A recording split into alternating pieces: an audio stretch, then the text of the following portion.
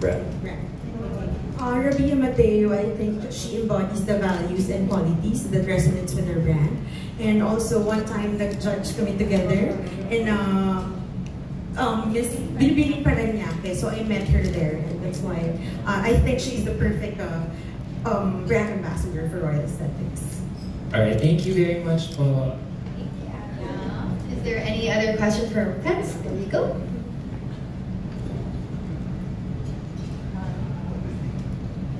Hi, good afternoon. Yeah, this would be the first brand ambassador for Royal Aesthetics. Aesthetic Clinic. She is actually the second one, ma'am. The first one is Miss Natalie Hart. Natalie Hart. How did you particularly choose Rabia after you met her in the contest in Paranaque? After that one, actually, we followed each other in Instagram. And then I asked her, like, Miss Rabia, I think you're the perfect brand ambassador for a brand. And she said, like, yeah. Yeah. So I messaged her, and then I immediately asked Miguel, our PR manager, to contact po yung management in Australia. Was that last year only? This year po. This year? Yes, January. Can I ask her? How do you take care of your skin? How do you take care of your face? You said you've been having acne problems lately. So, there. I think the secret is having enough sleep. Pero sa taping ko, ito yung isang sekreto ko din is that paggabi na, I do change my makeup. Naghihilamos po talaga ako. Skincare is very important. Dapat hindi kahit anong pagod mo, kailangan masipag ka pagdating sa iyong mukha. But of course, as a woman, may mga days tayo na hindi talaga natin maiiwasan na may lumalabas na mga blemishes, like pimple, and pagtagal naging acne mark siya.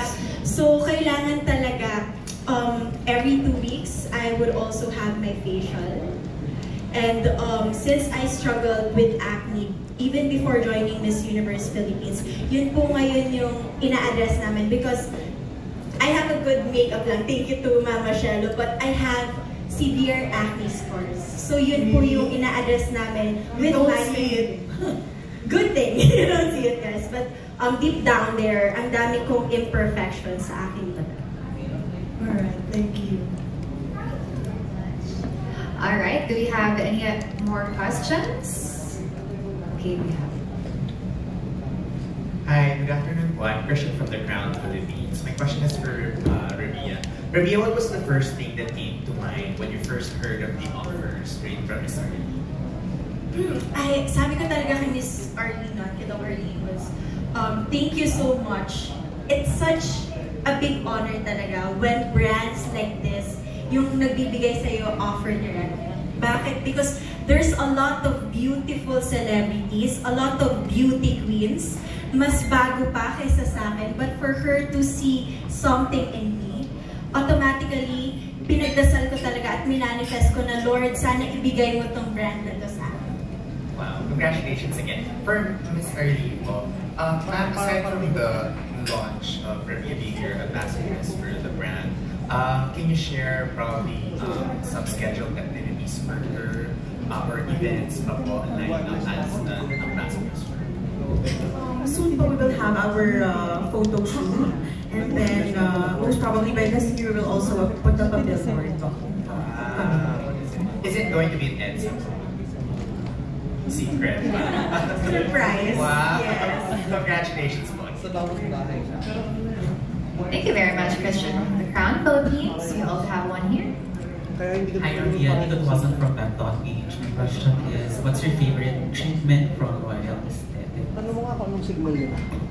Ngayon, yung ginagawa sa akin is the vampire facial.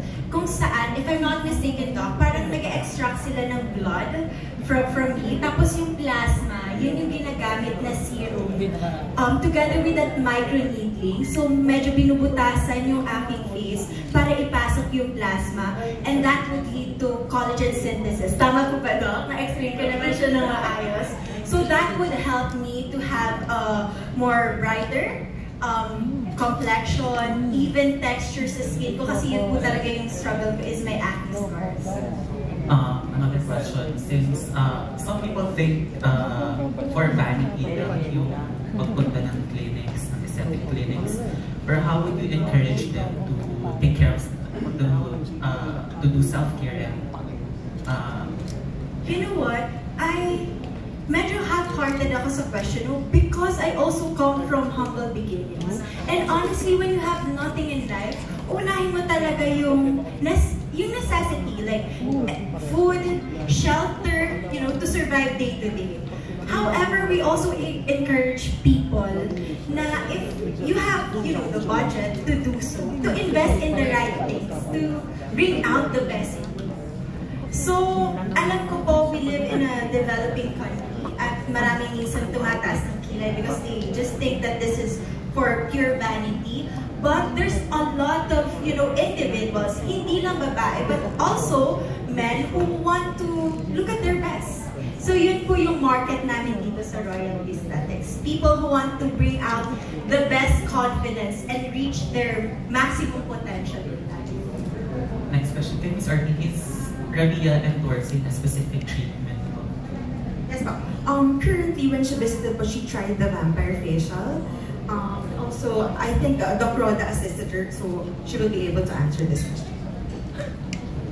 Well, with regards to the problem of Ms. Rabia, we're planning to really make sure that her complexion will be clearer and then the scars will be improved. So right now, we're giving her the vampire facial with microneedling.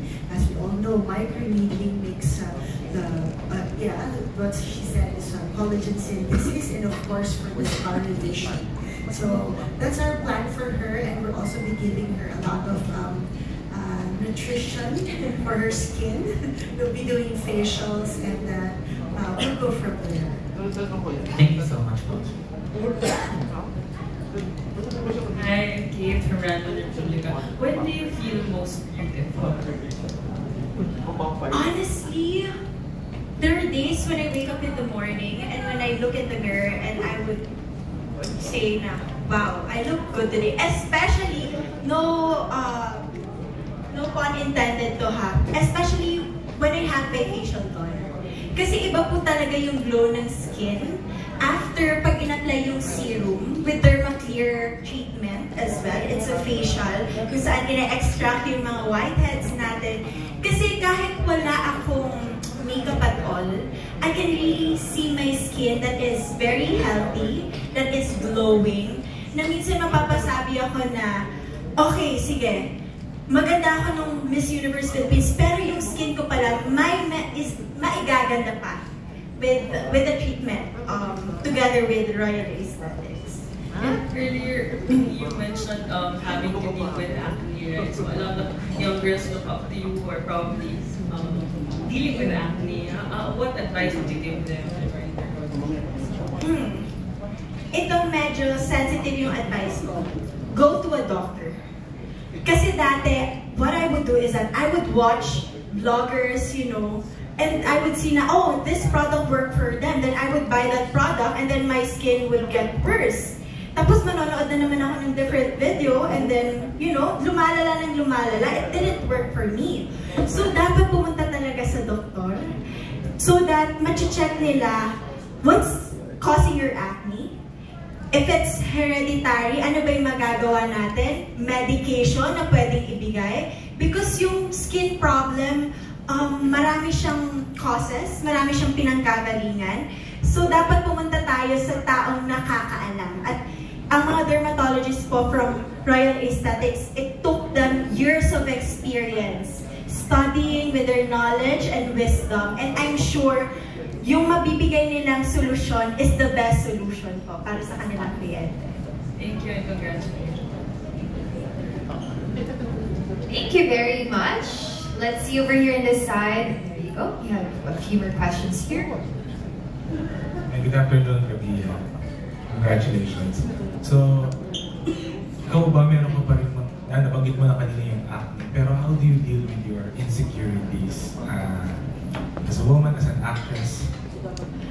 I usually talk about it because I also have a lot of insecurities po up until now.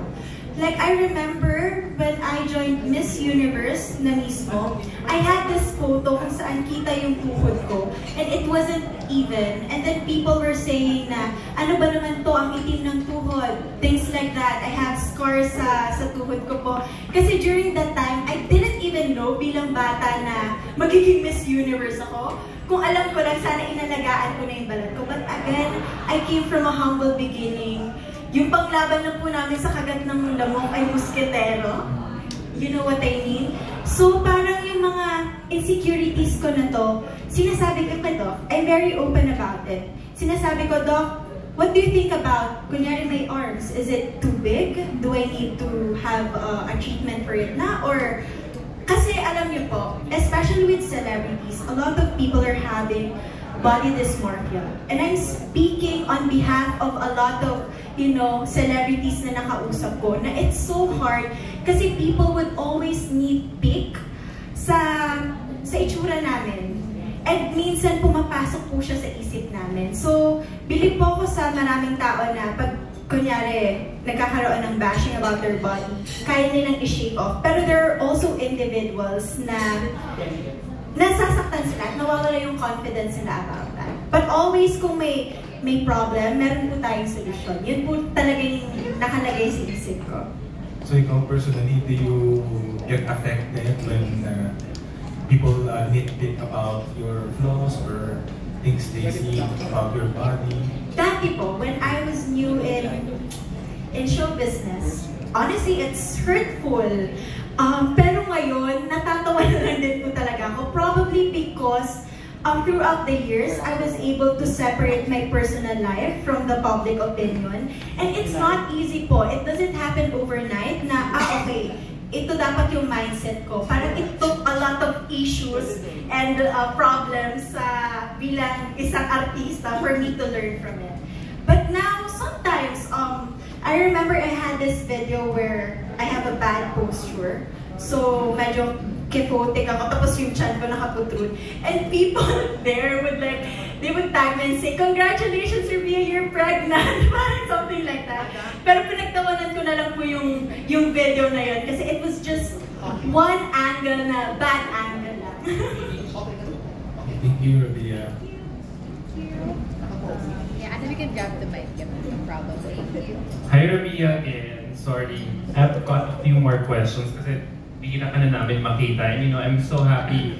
We from the pageant media are so happy to have witnessed your transformation, your journey from zero to hero. So I wonder, with your endorsement now that you're here, you get being tapped as the newest endorser of Royal Aesthetics, how do you feel that God has blessed you with a career in beauty?